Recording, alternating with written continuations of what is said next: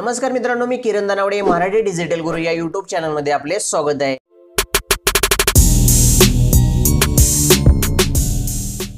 मित्रांनो, सन 1998 ते 2021 या कालावधीतील बृहमुंबईतील म्हाडाच्या 56 वसाहतीतील वाढीव सेवा शुल्कांचे दर लागू करण्यात आले होते, परंतु त्याची अंमलबजावणी झाली नव्हती। सेवा शुल्कामध्ये वाढ करण्यासंबंधी अभ्यास गटही नियुक्त करण्यात आला होता।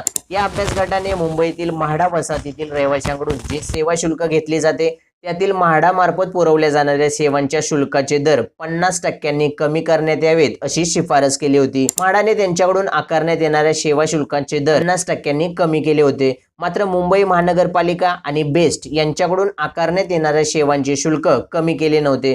त्यामुळे म्हाडाला सन 1998 ते 2021 या कालावधीमध्ये 472 कोटी रुपयांची तूट निर्माण झाली होती। थकीत सेवा शुल्काबाबत म्हाडाने सन 1998 ते 2021 या कालावधीच्या सुधारित सेवा शुल्काबाबत अभय योजना लागू केली होती। या अभय योजनेला रहिवाशांचा अपेक्षित प्रतिसाद मिळाला नव्हता, तसेच सेवा शुल्क वाढल्यामुळे नागरिकांना मोठा बोजा सहन करावा लागत होता। 14 मे 2023 रोजी गृहनिर्माण सहकारी संस्थांच्या परिषदेमध्ये म्हाडाच्या बृहमुंबई मधील 56 वसाहतीतील संस्थांकडील सन 1998 ते 2021 या कालावधीमधील वाढीव सेवा शुल्क माफ करणे मुख्यमंत्री व उपमुख्यमंत्री यांनी घोषित केले होते। त्यानुसार सेवा शुल्क माफ करण्याचा निर्णय म्हाडा गृहनिर्माण विभागाने घेतला आहे। यामुळे 380.41 कोटींचे वाढीव सेवा शुल्क माफ होणार असून या निर्णयामुळे मुंबईतील 50,000 सदनिकाधारकांना दिलासा मिळेल, अशी माहिती गृहनिर्माण मंत्री माननीय श्री अतुल सावे यांनी विधान परिषदेत निवेदनाद्वारे दिली आहे। तर मित्रांनो, ही होती म्हाडा गृहनिर्माण संबंधी एक छोटीशी आणि महत्त्वाची अपडेट। धन्यवाद।